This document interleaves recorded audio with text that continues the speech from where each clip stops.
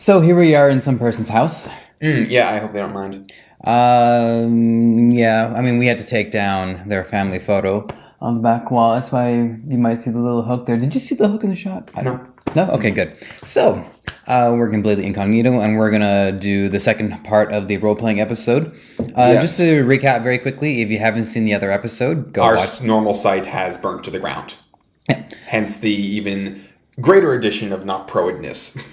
Yeah, I am a little too fond of playing Slayer from Dota 2. So let's jump right into this. I mean, the only reason why we're doing a second part to this episode was there was so much content that we hadn't covered. Absolutely. And role-playing is something that we tend to bring up in a lot of our discussions because it's such an important part to most kinds of games. And really the only games where role-playing doesn't apply is when there's no character. I mean, there's no role-playing in Tetris, for example. Well, if you think about it, what you're aiming for in a movie is suspension of disbelief. You want the audience to temporarily forget that they are watching a movie, that they're in a theater. You want them to just go with the flow. And video games are an interactive medium. So since you're actually playing a physical person, one of the greatest ways to reach suspension of disbelief and to momentarily forget that you are entering commands to a controller is to somehow make them, feel like they are the character in it. Feel like they either sympathize with them to the point where you agree with what they're doing or at least understand what they're doing, or give them some kind of freedom, which I think is something that a lot of games do artificially. I'd like to talk about the Mass Effect series. Sure. I think what I want to touch on really quickly when you mentioned film is that, and I know that I brought this up in other episodes, but it bears repeating, is that in order for them to have that release, they need to completely be able to put themselves in the shoes of the lead character or characters that are going to go on this journey for them. It's living vicariously through whatever they're doing. But anyways, the Mass Effect series is very famous for giving people odd choices. In fact, the first one, the whole tagline was "For every choice, a consequence," or something along those lines. And in that one, there were in fact a lot of dialogues where you get various options, and occasionally two of the options would be you have enough points in Paragon, being you follow a lot of the rules, or you have enough points in Renegade, be that you just follow your whatever the hell rules you want. Now, dichotomy systems with choices are very rarely executed correctly because usually there's no point in not spamming one to high hell and ignoring the other. Now, in the first one, I really felt there's a lot of freedom. I picked Paragon choices most of the time, but once in a while I went Renegade because I felt like it. It was a matter of I treated my allies with respect and trust and treated my enemies on a case-to-case basis. And sometimes I meant shooting them mid-conversation, which actually was an option in the first game. In the second game, you could shoot people mid-conversation. Like, oh, I'm tired of dialogue choices. All right, yeah, I got things to do. Bam! That's not bad. Yeah. So in the first one, there was a number of interesting choices and calls. I remember I got into an argument with one of my crew members over something that they had legitimate rights to be pissed off about. And I was able to talk him down because I had enough points in Paragon, and okay, we talked down, we're good. We're good? We're good. Okay, we're good. I'm putting my rifle down. We good? Yeah. Yeah. Are they having this conversation in the middle of the night and they're in their space pajamas and they just met in the hallway? No, it's a lot more serious than that. But the thing is, I discovered that... Pulling food out of my fridge? That's all right.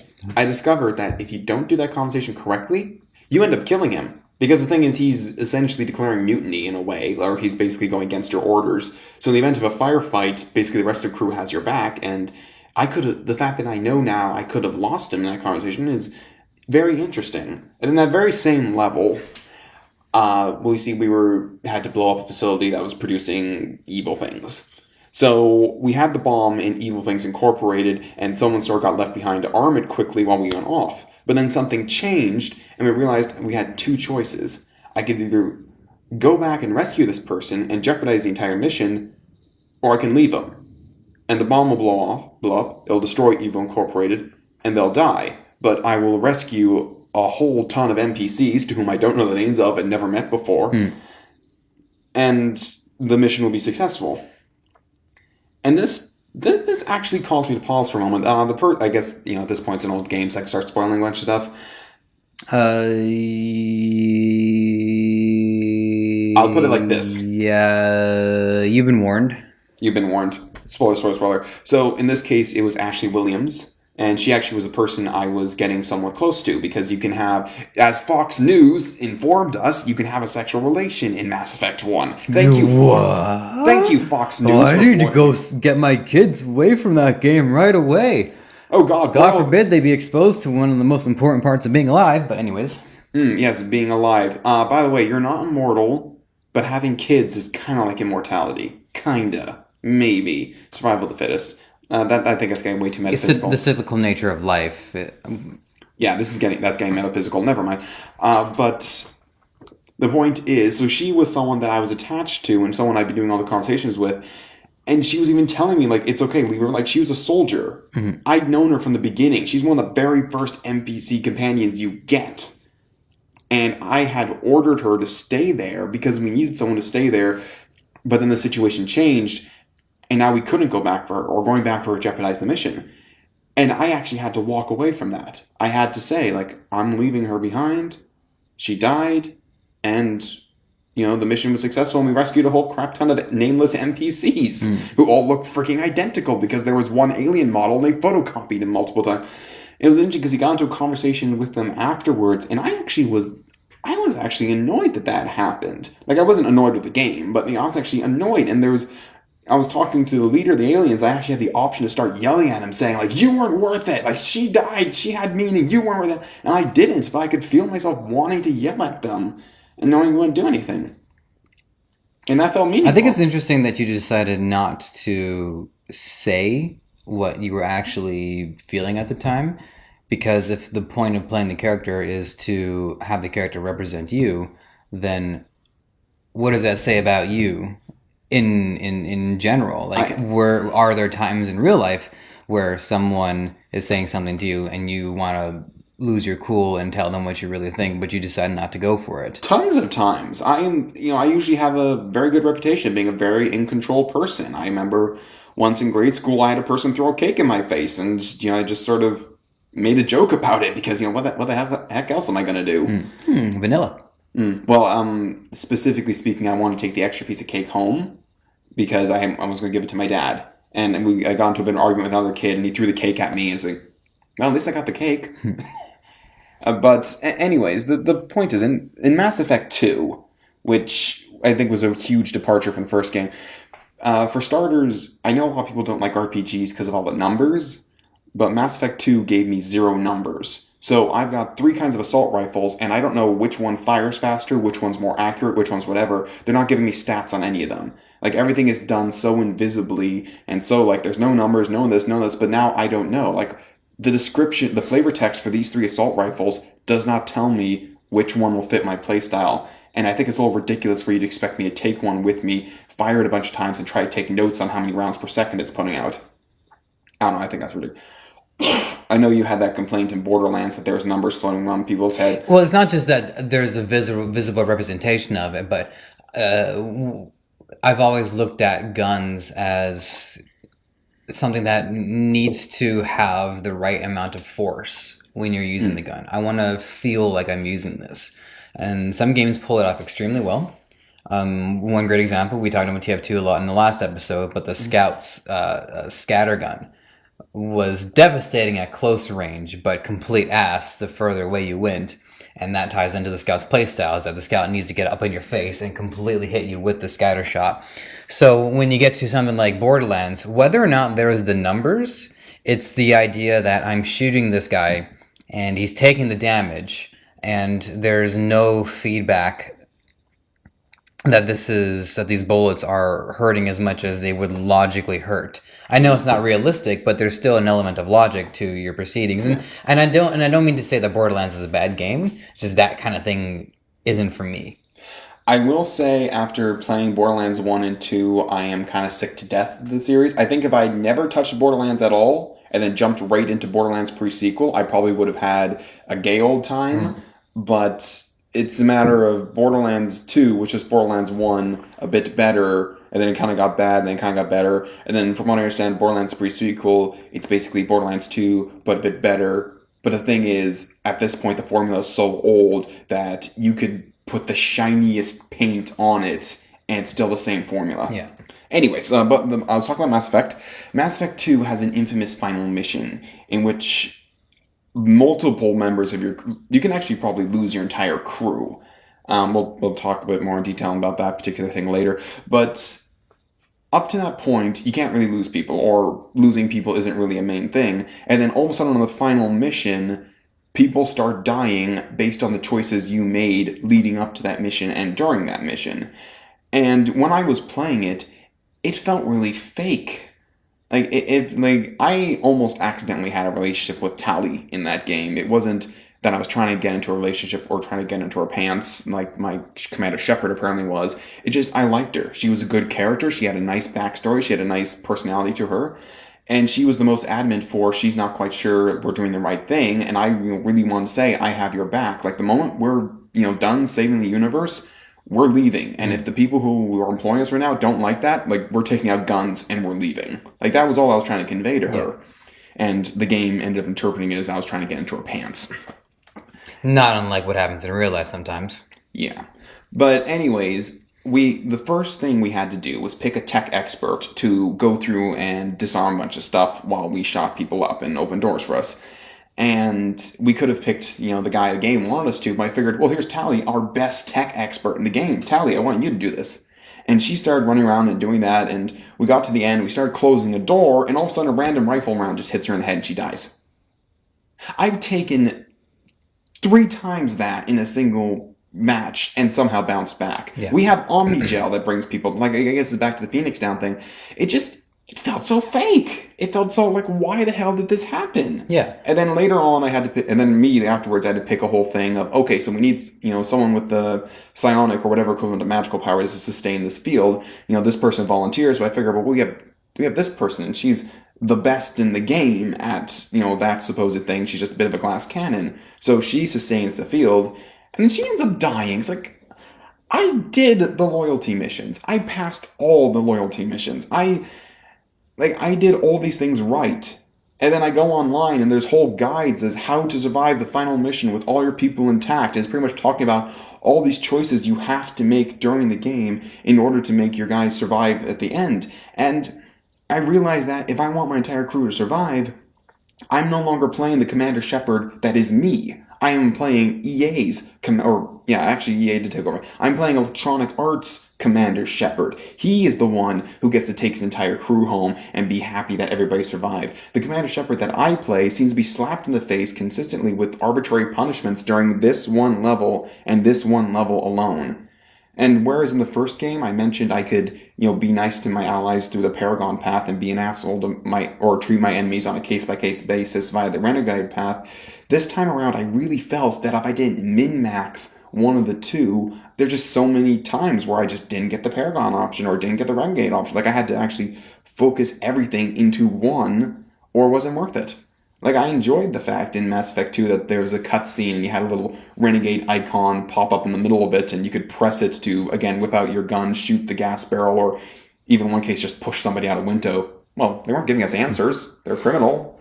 But the game essentially was built for, I need to max one of these two, so I no longer have freedom to play how I want to. I have to play how the game wants me to play in order for everybody to not die from what appeared to be incredibly arbitrary Now, do you think this arbitration. has something to do with the fact that it is a continuation of the first game?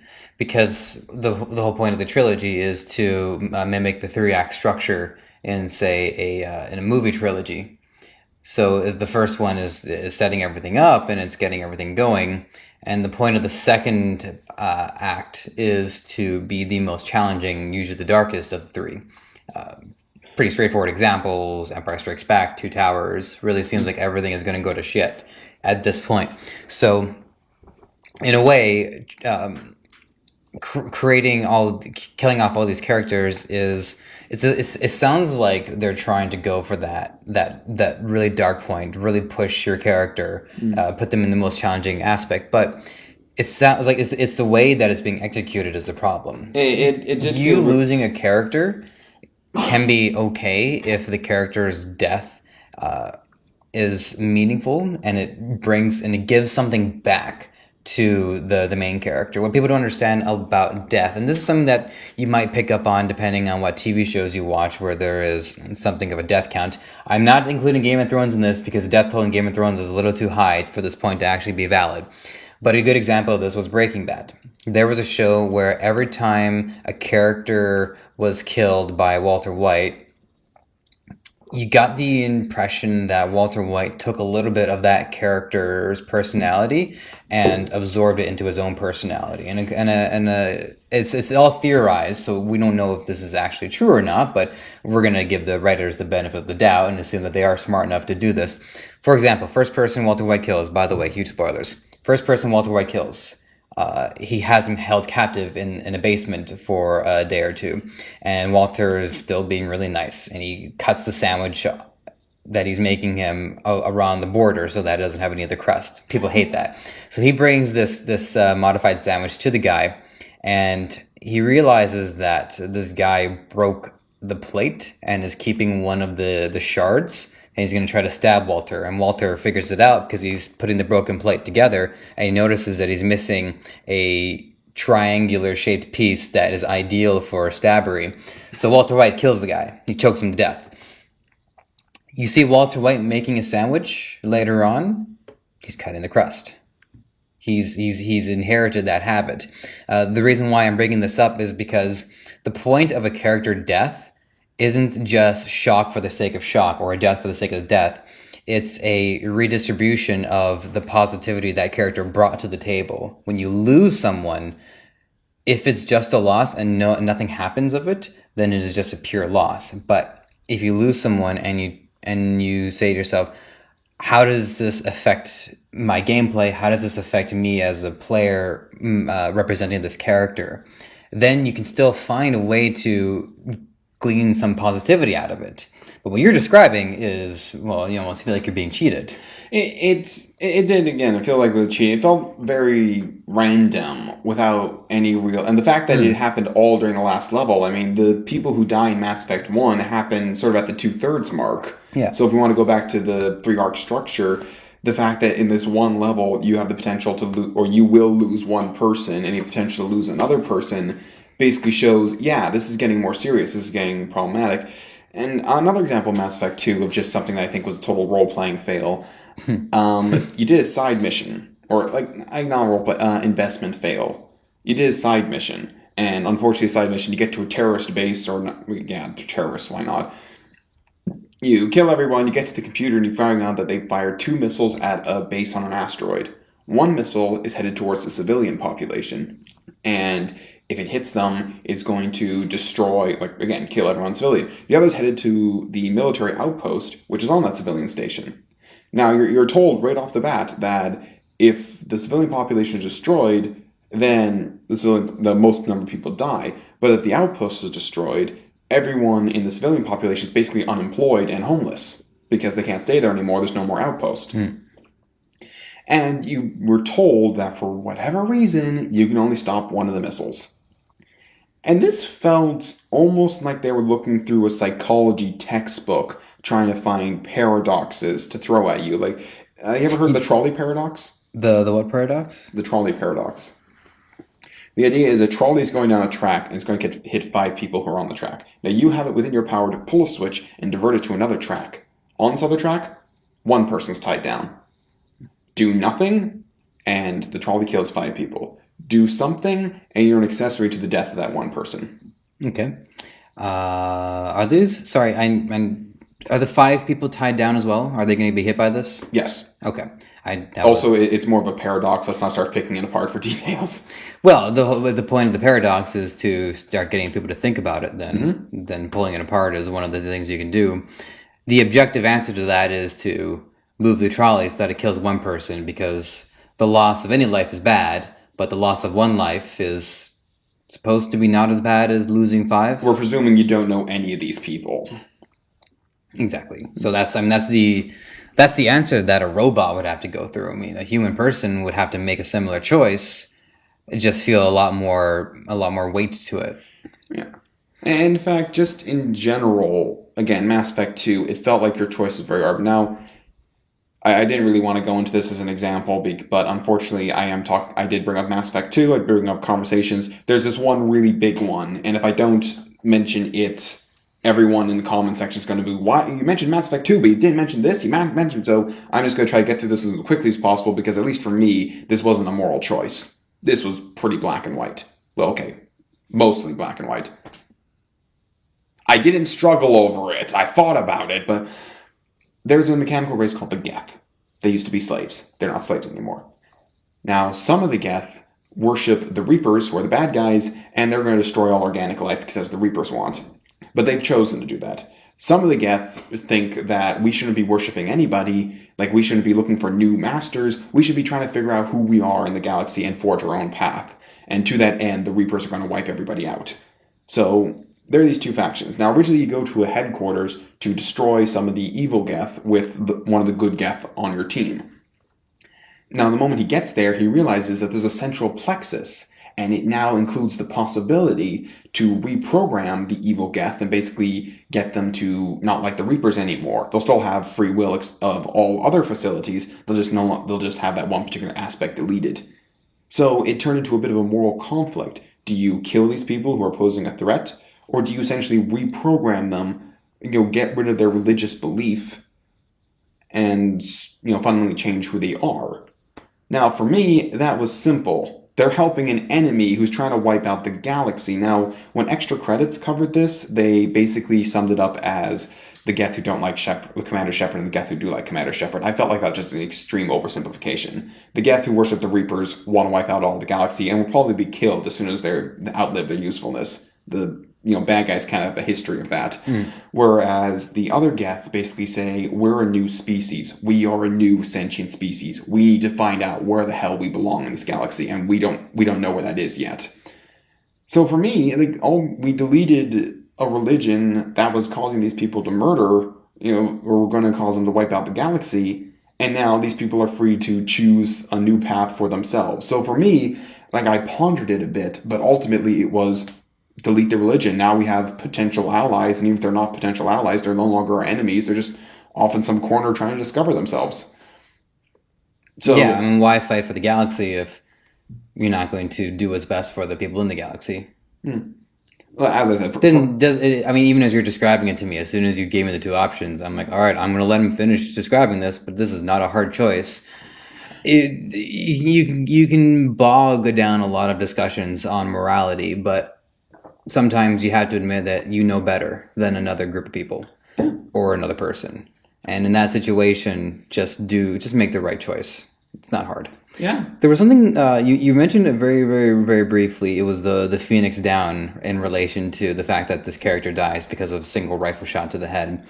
And one of the things I thought was really interesting about the whole, by the way, that we're talking about Aerith getting stabbed by Sephiroth in Final Fantasy VII, it is not a spoiler anymore. But what was interesting is that for a long time it was a spoiler.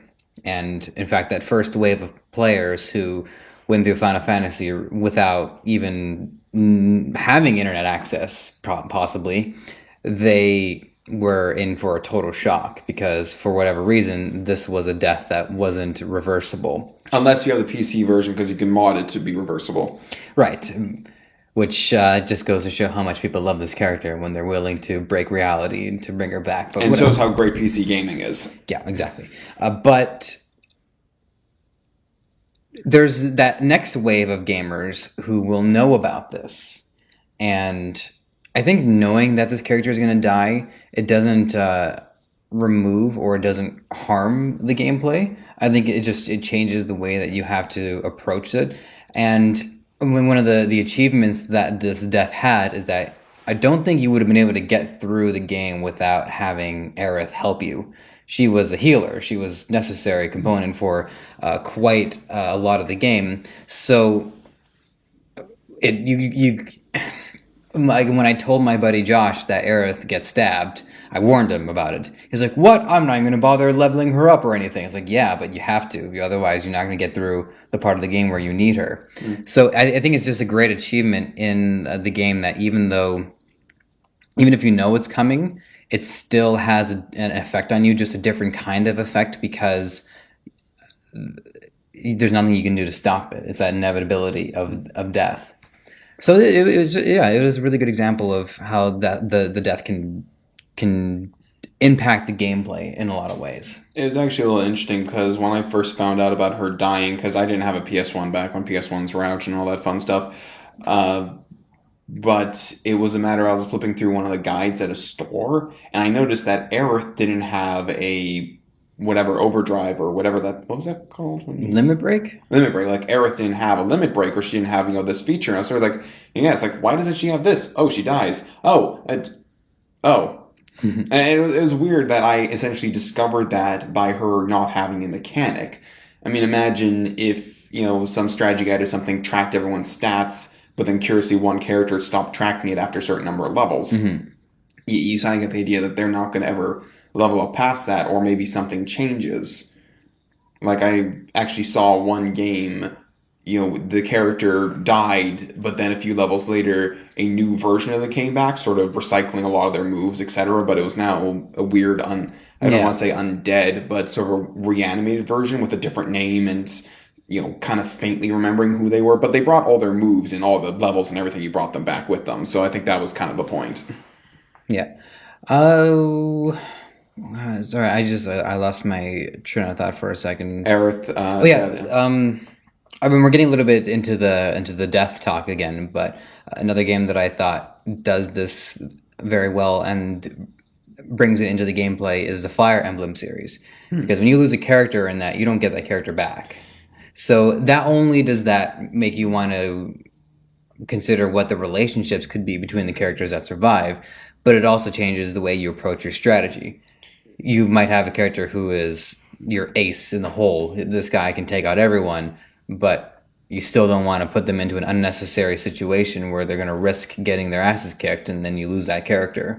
Well, that's a bit of a back and forth. I mean, I can only speak of the more recent Fire Emblem. I haven't gone back and played a lot of the older ones, but I know one of the biggest complaints they had with the most recent... Actually, it's funny, the most recent one, some of your characters who end up together, apparently there can be a time-traveling accident, and you end up with their kid. Like fully formed, grown up and with a spear in hand kind of thing.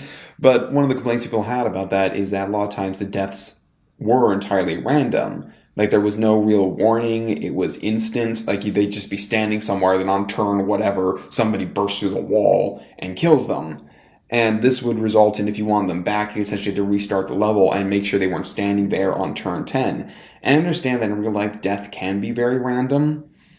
But it felt like when every level features some one or two examples of that mechanic, it can start getting a little frustrating because you don't really feel like there's any way to prepare for it. There's any way to, it's essentially forcing trial and error into a game where a single battle can last 30 minutes. Mm-hmm. And if, during the 11th hour, reinforcements appear spontaneously, get a surprise round, and completely destroy one of your characters, it doesn't really feel that fair. I mean, I know in the 3DS version you can apparently play without permadeath, but what's kind of the point? It's Fire Emblem. If you want Fire Emblem without permadeath, pick a different turn-based strategy game. It's war. You have to take the war seriously. But, again... Which they're willing to do. There really was no warning, and a lot of times, a lot of people complain, it just feels unfair the way it was ultimately executed. And I don't really think that's a huge fault, because, like my example with Mass Effect 2, it felt almost as if some invisible god declared, okay, let's check back through the whatever. Oh, you didn't pick this conversation option back during the first third of the game. Well, I'm sorry, this one's dead now. Bang. Yeah, I mean, these immorality systems, they create a lot of anxiety in the player, too, because although it does seem to reflect real life quite well, you got to decide, do I want to do the right thing or do I want to do the wrong thing? But I don't know about the consequences of this down the line, so I'm not sure if I'm even making in this moment what feels to be the right choice. And then you get to that consequence later down the line, and shit, I wish I had just gone with my gut on this one. You know what game does this amazingly? The Walking Dead by Telltale. It's Telltale. Can I have that? Can I have that candy bar? No. Okay. This character will remember you said no about the candy bar. I need you to help me rescue this guy. Yeah, I will remember that candy bar you didn't get me. Yeah. Yeah, well, fuck you. I'm not going to help you. Telltale, especially with The Walking... Not so much with Back to the Future. I'd have to say Back to the Future, the game was very disappointing, given what Telltale is. But that, The Wolf Among Us, and even the new Tales from the Borderlands they're working on, like those people are just a master of choice and consequence. And I'd actually recommend Tales from the Borderlands. I mean, there's only one episode out at the time of this, but there's probably going to be 4 episodes out by the time this actually This airs. is the Game of Thrones No, game that we're on? No? Okay. no, the Borderlands one. Okay, right on. Yeah, Right on. and it's funny, and there's still a feeling of consequence, action and consequence in it. Yeah, and it is still absolutely positively role playing. Just because there's none of that stats progression, that doesn't mean that this game isn't or doesn't use role playing. In fact, in many ways, it succeeds almost entirely as a role playing game because everything you do is choice and consequence. And Telltale also, like, a lot of the games with these, especially the binary moral systems, there's no point in really walking the line. Like, even in Mass Effect 1, there was the odd conversation where I just didn't have enough Paragon, even though most of the time I did have enough Paragon. And again, it really felt in that game I had the freedom to treat everything on a case-by-case basis. My allies got my best face. My enemies, again, if they were worthy of a little bit of respect, they're worthy of a little bit of respect. If they weren't, bang. Yeah, and the I was having that same thing with the decisions that I made as Lee. I'm not basing this off good guy, bad guy dynamics. I'm basing this off how I feel about these characters. Do I like this person? Do I want to help this person? Do I trust this person? Is this person useful to me in a survival capacity? Yes, yes, yes, no, no, no. Okay, now I'm going to decide if I'm going to help this person or if I'm going to hurt this person. And it really sucks when you accidentally hurt the ones you like or help the ones you don't. And Ben was just such a total piece of shit. I'm so glad that kid died. Anyways. But it's like in real life, you walk the line. Like, I try to be nice to people. There's some people who get under my skin, or there's some people that just, like, you've done nothing to deserve me going on my way for you. Like, and that, like, I think I'm perceived as a good person. Yeah. I think most people, except for sociopaths and trolls, think what they're doing is good. And I think even people who might have that sociopathic or troll-like tendency, in their mind, they're still justifying why they're making these choices. Like, I'm annoying you to prove a point, or I'm getting on your nerves to prove a point, and I'm trying to help you somehow. Like, I used to do quite a bit of stand-up comedy, and I also helped other shows too. And I remember to this day, there was this one act where she wasn't doing great, and this one guy in the audience actually calls her an idiot because of the flaw in the logic of her joke. And I'm whispering to this guy, like, what the hell are you doing? Shut up. And he's like, I'm just trying to help her. In his mind, he thinks he's doing the right thing. Wow. So it's funny that in these morality systems in these games, it's almost always split positivity versus negativity, and the negative side always comes across as you're evil. And when you're playing the Star Wars Knights of the Old Republic games, it's fine because it's really the decision between Jedi and Sith. But in most other games, everything you do, you feel like you're doing the right thing unless you deliberately want to be a bad person. I'm not 100% sure if this is the best example, but it is the one that popped in my mind when you were talking. Warhammer 40k Dawn of War 2, the second expansion, Chaos Rising, you had a system where you were either pure, which basically you were serving the Emperor, which your Space Marines are supposed to be pure, Yep. or you have Chaos, which you're falling to the tides of Chaos. And every map would usually have chaos and redemption options. I remember early on I was very scared that this was going badly, so I equipped some redemption items on my characters, which gave them huge stat penalties, but helped buff their meters towards being faithful towards the Emperor.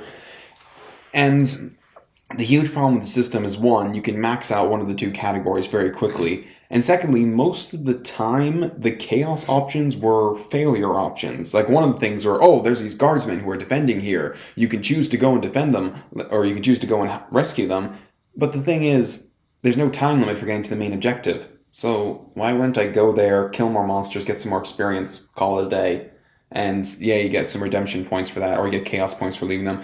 Like, a couple of times, it did work. Like, you had to defend a signal array, and you had just repaired it, and it was a grand piece of the Adeptus Mechanicus, and you had the option of overloading it to send out a signal that would damage everybody. I can understand that because if you do that, you're essentially wiping a nice portion of the enemies off the map, but you've destroyed, a valuable artifact of the Adeptus Mechanicus.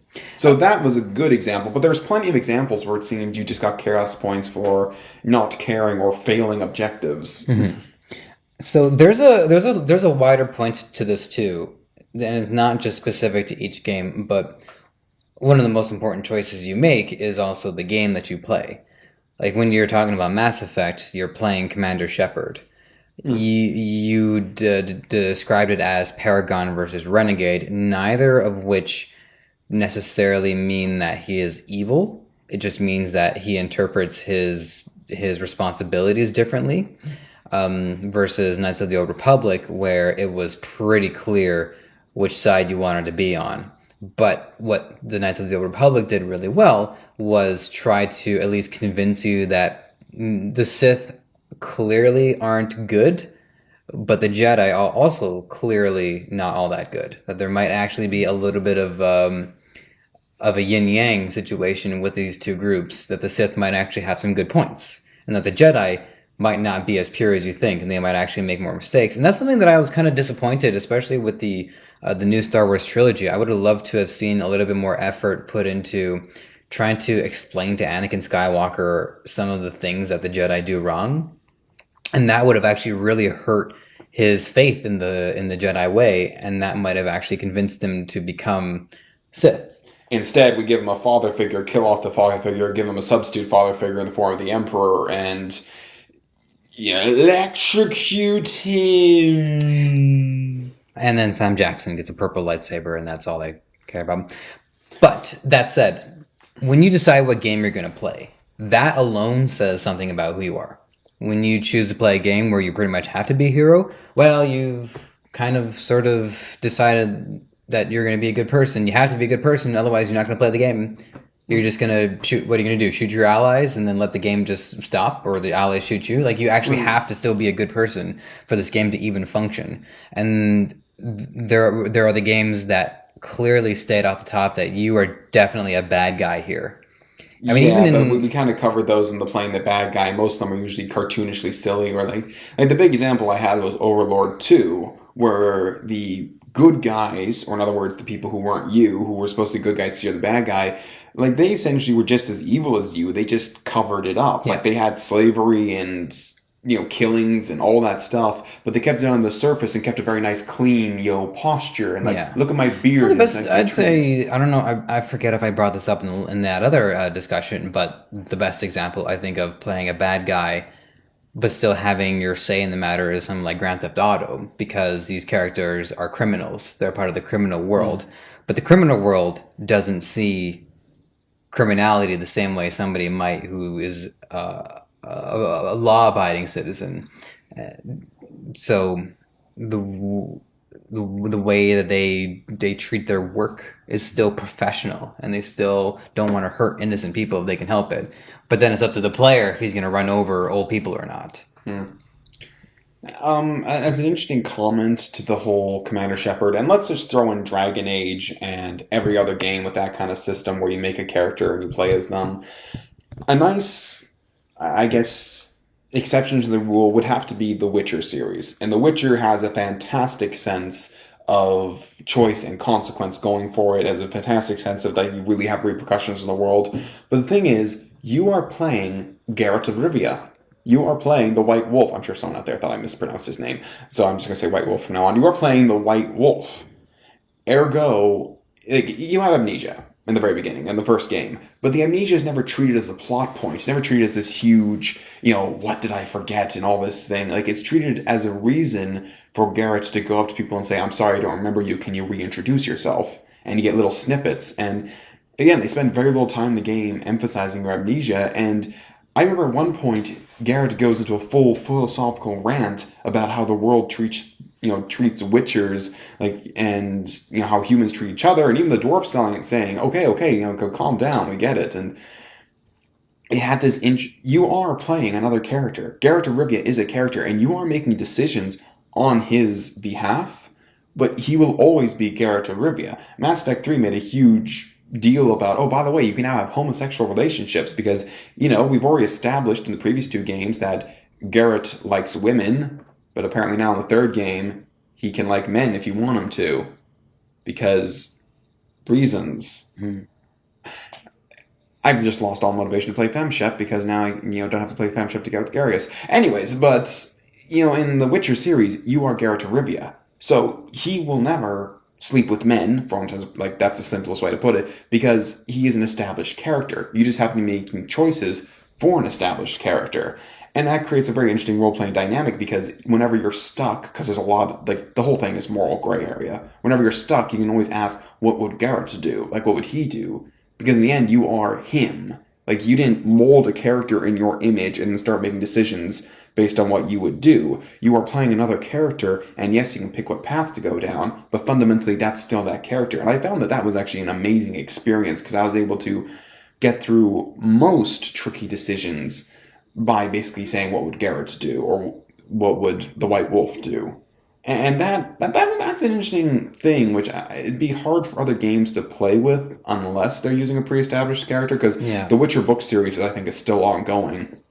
Well, the only other way to approach that kind of decision making, the way you're describing it is just one way.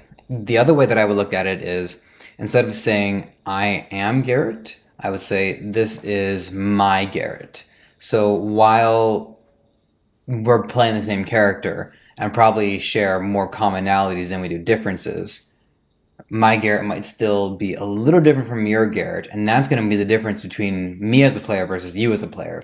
We might compare notes on all the decisions that we made, and we'll see that some of these decisions don't sync up, and that we ended up in two different places, but that's only because you and I are two different people. But again, the game had a bit of an excuse for, I guess, limiting your options slightly. Like, again, you can't go off and sleep with men because Geralt of Rivia would never actually sleep with men. So it gave a nice bit of control. Something which actually came up with that example. There was one quest where you go into someone's cabin and you discover they're a cannibal. You discover human remains. And then you go by, you escort somebody just randomly, and then you say, by the way, you know who the cabin belongs to? Oh yeah, that's mine. You're a cannibal. Hey, I don't go staring into your food dish. Thing is, he's in town. Now, I had no idea what would happen if I just killed him in town. I mean, he's a cannibal. He's killing his fellow human beings and eating the remains. So I actually stood back. I left. I waited for him to leave the town, get far away, and then I pounced on him and stabbed him. Mm-hmm. And it occurred to me that other players may not just give a damn. Like, they would just walked away anyways. I mean, who cares? He gave you money for escorting him. Mm-hmm. Or they may have killed him right there in front of everybody, and maybe the game would react to that. Maybe it didn't. But I felt like it, the people in town didn't want to see this guy just cut down in front of them. Yeah, and this is one of the great things that you can really only enjoy in gaming that you couldn't enjoy if we were watching the Witcher TV series. In the TV series... Please make that. In the TV series, unless that there was some audience voting system where at the end of the episode, Garrett has to make a choice, and then we realize and we find out what the choice is in the next episode. So it starts to be like, stab him, don't stab him, wear a tutu. And for some reason, Garrett always starts the episode wearing a tutu because the audience are terrible people. But anyways, in the game, because these things are essentially parallel realities, if they're not parallel realities, then we can't justify your story or my story. But instead, we can justify both of them. So we get to see the different ways that Garrett would do something. And you can't do that in TV. You can't do that in film, especially not film. When you go into a film, you have to watch the whole thing from start to finish. There is no input for anyone whatsoever. You might get some input in the next film, but that's most of that is not within the control of the audience. The audience can only demand what movie they want to see by going to the theater and watching it. That's the only thing they get to do. And the event of my waiting example, that wasn't exactly something the game told me. I didn't even have to kill him. The game didn't say I had to kill him or not. It just, I decided I was going to kill this guy, and I decided to wait for him to go away, both of which were conditions the game never really set on me. Or maybe it does tell you to kill him, I don't remember. I pretty much knew the moment he was a cannibal killing his fellow human beings to eat them that, he's going to die. Yeah. But, again, like, even if the game said, new objective, kill this guy, the fact that I chose to wait for his natural pathing to take him as far away from the other villagers as possible was not something the game gave me as a sub option. It's something I decided to do because I didn't want to risk the people in the town reacting to me differently because I struck down this old man. Mm-hmm. So I want to just briefly touch on the Elder Scrolls series for a little bit, not the MMO. We're going to just talk about the What MMO? We're just going to talk about Skyrim. We're just going to talk about Skyrim. I loved my Skyrim experience. I felt like there was just enough information that I could make a conscious choice about what I wanted to do, but Skyrim didn't give me all the details of the playout, which allowed me to picture some of what happens in my head. So when I would be away from the game and I'm thinking about what I've done, I'm thinking about how my character might have reacted to it. I'm thinking about what my character might have said. So something as basic as my character just went through a very stressful dungeon. There's like 8 floors, and she gets out and she's just drained of her resources and everything. Hot springs? And then a dragon shows up, and the dragon comes, you fight the dragon, but in my head, I'm picturing my character with this nervous twitch in her eye all of a sudden. And it's making me laugh because I know if I were that character, I'd have that nervous twitch. And then the dragon swoops down and lands and is ready to fight. And then I see a herb over on the far right that I really need to pick up. So I'm like, all right, go for the herb! And the dragon burns you alive. And the dragon tries to burn me alive, yeah. And on the opposite end of that, I also remember there was this situation where, Lydia had pretty much been my only companion for the game. And Lydia, victim of all the mods. I lost her at a certain point. I think I might have asked her to stand still while I go look at something, but for whatever reason, I couldn't find her when I got back. And that was so heart-wrenching. I'm fucking running around on the horse, trying like, where is this? What happens when people have kids? Like, where the hell are you, Lydia? And I'm fucking just freaking out. Where the hell did Lydia go? I actually had to turn to a mod just to have her spawn in front of me because that's just how much I didn't want to lose this person. And I'm just thinking, how great would that be if it played out the way it played out in my head, and the character is actually like visibly emotionally destroyed by this and is riding around the horse and going, Lydia, where are you?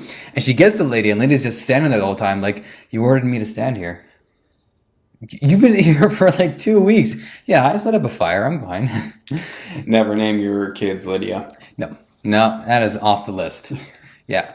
And something else I wanted to, the takeaway there is that Skyrim is just a great game because it lets you picture things in your head as well. I don't talk about Zelda as much as I thought I would when we started this series because I'm such a huge Zelda fan, but I'm not going to force it into every conversation just for the sake of it. But in not this on one, camera at least. No, of course not. But I think Zelda is a great example of how a role-playing game can cover all the things that you expect a role-playing game to inform the player of, but not in a way that relies on the math or the numbers. And this does kind of tie into the JRPG episode that we talked about, which is, if you're interested in what we're saying here, go watch that episode. You realize you're now going to have to just put all those little YouTube links. We have a playlist, for God's sakes. Life can't be convenient enough, you know. But you have your strength and your dexterity and your vitality and all this stuff, and that's supposed to represent how your character has progressed, because your character is in this very rudimentary RPG combat system. You can't be all that much better as a player, but in Zelda you can, because you understand how to play the game better. You're better at fighting the enemies, and the only real progression that you have is just how far you've made it into the game. Like, you're not going to beat the game unless you get better at it.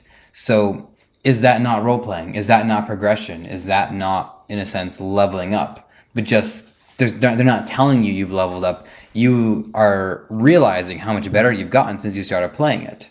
The problem with experience-based role-playing systems is it is possible to grind. As someone who still plays Guild Wars 2, I know that a lot of people will make characters, and once they get high enough for a certain dungeon, they'll just pretty much start spamming that dungeon because you can use it to quickly level up. And something I realized with one of the characters I had leveling up is exploring got you a lot of experience. And along the way, you could pick up some waypoints so you can head back there later. You can pick up some skill points so you can learn new abilities. And that really was a very fast and effective way to level the character. Hey, I'm going to go to a new land, to a new place. Plus, you got to see more. Plus, I got to see more. You got to take in more of the artwork. Exactly. But the thing is, there's still stat number systems. In a game like Zelda, there are no stat numbers. It is. I mean, there are some variables that get improved. Your magic meter, your health bar, your items, your weapons. All the health bar really does is give you more ability to make mistakes. All the magic meter does is basically give you more magic options between fights, because at least remember in all the ones I played, there were enemies tend to drop magic replenishing on a quasi-regular basis. Well, it was random. You couldn't rely on it. But yeah, I mean, just break enough pots, you'll get your green. Yeah, I guess I just didn't use magic that often. I mean, the occasional din fire. But anyways, then that game, like, as you said, you need to get better as a player. You don't acquire a new skill that does something interesting. You realize that you can use the hook shot to deprive this enemy of their shield, and now you can come at them with an overhead attack. It's Zelda. The best enemy designs in Zelda, at least in the 3D Zeldas, are enemies that also function as a miniature puzzle. So when an enemy has a shield and a sword, and you can use the hookshot to pull the shield, puzzle solved. Now it's a lot easier. And as you progress through the game, you might face this enemy again, but because you're better at it, the momentum is faster, because you don't have to stop and think about how to beat it. You just beat the enemy. And it improves the overall flow of the gameplay, because you feel like you are proving the game that you've accomplished so much and that you are better at it, that the game actually picks up the pace. Another example of that I like to pull out, I guess, would be the spectacle fighter things, if that's sort of what they're referred to at this point. Stuff like stuff like Bayonetta and Bayonetta, Devil May Cry. I recently was replaying Metal Gear Rising for a Let's Play thing for ANC Games. They didn't pay me for that plug, by the way. I'm endorsing them completely voluntarily. We're just big fans of ANC Games. Oh, yeah. Like, just go see it. They have their new store. It's beautiful. Again, the store. I'd plug the next event we're going to do there, but the next event is this Saturday. God knows when this episode's going. Anyways. Definitely in 2015. I can promise that. We're already in 2015. And I'm sticking to my promise. Okay. It's just started. We're still January. But in Metal Gear Rising, you have a maneuver known as the parry, which is forward and light attack as the enemy's attacking you, which is one of the great aspects of the game, because even when you're blocking, you're pushing the attack button. So, like, there's just constant momentum there. But the point is, in the beginning, this was something I sort of tried to figure out, and I got the evasive power, and I think I just spent a lot of time hitting evade, because Raiden will actually go to the side and do a quick slash, so you even hurt them a little bit while you're evading around their attack. But then I picked it up again. I went to the training room just to refresh the controls, and somebody came at me, and they about to attack me, parry, go into blade mode, sliced all three of them at once, pushed the button 3 times to grab each of their spines, crushed them to restore health, and just kind of unintentionally pulled a Michael Bay, just stood away from the corpses as they exploded. Yeah, like, even after putting the game down for a bit, I had just complete... Like, normally what you do after you parry someone's attack perfectly is you push 2 buttons, and then you kick them into the air, you jump in the air after them, and just get free slicing power. But I knew that I could take advantage of the break in the guard to injure everybody at once. And that was something that you had to learn. And once you master this one defensive technique, you can block a lot of things that normally would wreck you. You can use your evasion when parry isn't an option, and getting it just right can make you feel really powerful, and that's something you can only do through practice. Mm-hmm. Every other move in that game that you buy is pretty much just variants on slashing people. Like, you can grab the sword with your foot and just spin around because Kojima. That's fun. It's fun. It's fun. Yeah. All right. I don't know if I touched on World of Warcraft last episode, and I'm sorry that I did, but I really want to say this. I want to make sure that I've said it.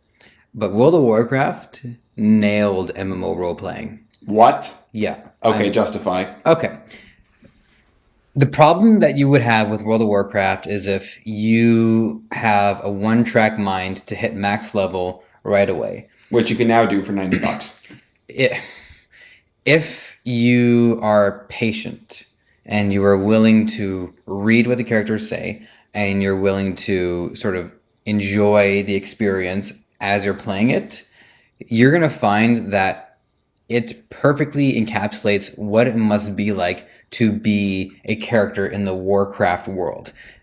Do these same rules apply to other MMOs? No. This only works for Warcraft because it has the history and it has the culture to build off of. So one of the things about a lot of Blizzard games is the idea that victories are always half victories. You succeed in one way, but the game punishes that success in another way, and that moves you into the next realm. The best example of this is the Arthas story in the human campaign. It seems like, no spoiler, I guess, no matter how good he did, the undead were always one step ahead of him, and it drove him madder and madder and madder to the point where he eventually succumbed to it, and he becomes one of them. Now, in World of Warcraft, you start off as a nobody. You're just in a training area. You're about to start your first hunt as a Tauren, or you're trying to enlist in the army as a human character, whatever. Or you're a dirt-rich goblin who ends up having all his money taken away from him, as well as his awesome motorbike. Yeah, I'm mostly referencing Vanilla WoW for this, by the way. You can possibly be more of a nobody in this game. Well, I mean, you could be a peasant, but no one wants to do that. You want to at least be a warrior when Peasants you start only playing have warrior. Yeah, and peasants only have 3 health, and as we all know, cats have a scratch attack that does 3 flat damage. So in Pathfinder, cats can kill peasants in a single attack. Because logic. So I know my cat could kill me if she swipes at me often enough, but that's besides the point. You're not a peasant. Over the course of the game, when you level up, what you'll notice is that your quest structure actually does cover that same idea of the half victory that Blizzard does. The difference is, it seems like no matter how good you do, there always seems to be some greater evil that you have to deal with eventually. You might help out Goldshire a lot, but then you move to the next town and there's even bigger problems. You go to Westfall and the people there are suffering more than the people were in Elwyn Forest. So it's become a bigger problem, but you've become a better character. So you can deal with this. And every time you go to the next zone, the situation's a little bit more drastic, a little bit more dire. And there's, especially the human campaign, I thought was done brilliantly because there is this conspiracy going on where for some reason no one seems to have any soldiers to spare and all these towns have been left to fend for themselves. And I thought, this is a great story. This is actually, and it's doing a story that makes sense in the Warcraft realm. By the time you hit max level, you're able to take on the toughest content. You feel like you are dealing with the biggest problems. Raid bosses, Encourage, Naxxramas, things that only someone who's seen so much shit up to this point could handle. And I think a lot of players missed out on that because there's just this drive to get to the max level and get to the good stuff right away. But there was good stuff right from the beginning. I mean, you didn't get that many skills, and the quests weren't that fun, but there was still a lot to enjoy. The art was great. The music was good. There was a lot of people talking. You can be social while you're playing. And yeah, you might have to grind and kill 10 wolves over and over again, but damn, listen to a podcast where you're doing that shit. Listen to this while you're doing that. It's such a great experience, and I've yet to play an MMO that does it as well as they did. And as a matter of fact, incidentally, World of Warcraft no longer does it as well as they did. Yeah, because it's just gotten out of hand. But yeah, I would like to sort of do a call out to Guild Wars 2, which made a very nice attempt. Like, 'cause the whole thing of you kill 10 centaurs because the centaurs have taken over the farm. So killing 10 centaurs, you see the remaining ones actually retreat, and the farmers go back and yell, and don't come back. And now you can go to the farmer and buy apples off him.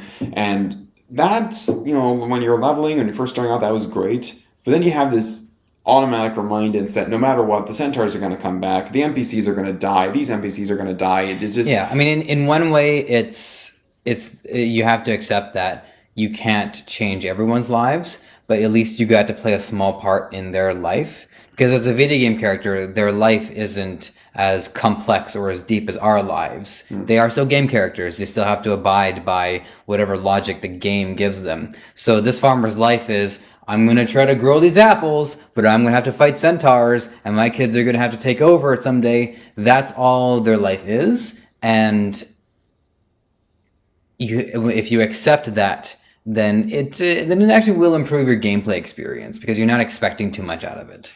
Yeah, and more recent updates have actually introduced a lot of really good elements.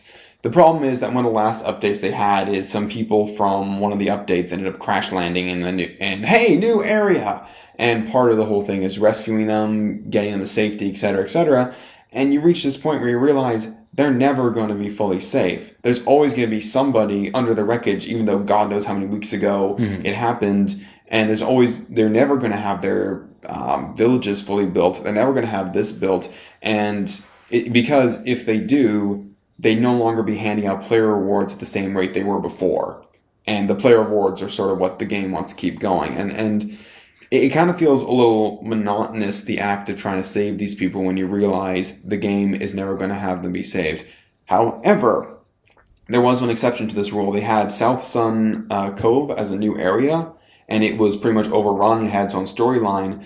But then they went back there a second time. They now have villages. They now actually have a resort. Nice. And you enter one part of this resort and your clothing actually turns off, so you're in your bathing suit, so to speak. That's pretty funny. Yeah.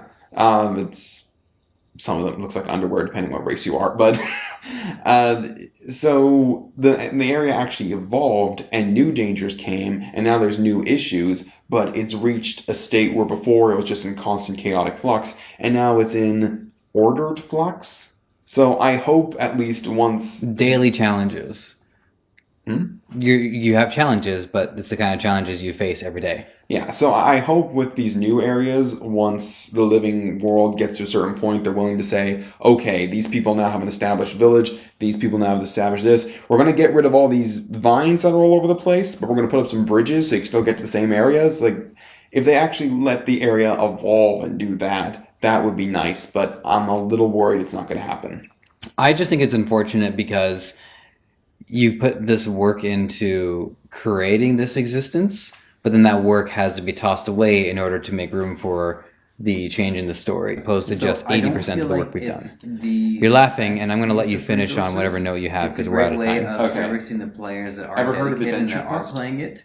But for someone like me, it's a flash who game. hasn't It's a very old flash game. in a while, I'm going to go back, and there's going to be a lot of content that I will never have experienced. They did have quests. They did have storylines. They did have that kind of stuff. And at a certain point, I really respect them for doing it, library but it's not the strategy that I would take as a designer. I would make sure players who are never around for can go back and experience those content without it being currently that can exist permanently. And I want to make sure this game, I think, is 15 years old at this point. All the work original graphics were 15-year-old flash graphics. They have updated at one point. You're laughing, and I'm going to let you finish on whatever Dragon you Quest have and a few other things Okay. like that.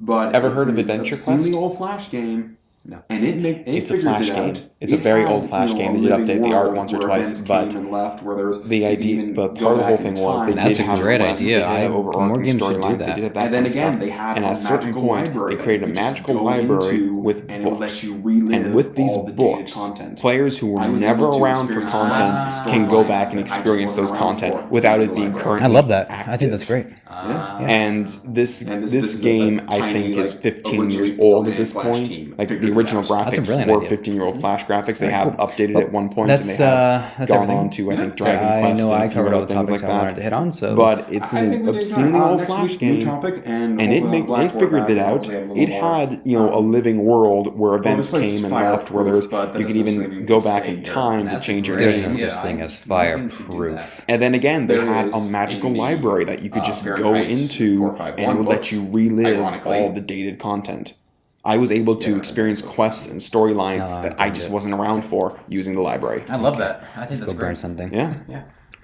And this is a tiny, originally 4-man flash team figured it out. That's a brilliant idea. Mm-hmm. All right, cool. Well, that's everything. Yeah. I know I covered all the topics I wanted to hit on, so I think we did good. Next week, new topic, and hopefully we'll have the blackboard back, and hopefully have a little more. Well, this place is fireproof, but that doesn't necessarily mean we can stay here. There's no such thing as fireproof. There is in the Fahrenheit 451 books, ironically. You haven't read that book, have you? No, I burned it. Okay. Okay. Let's go burn something.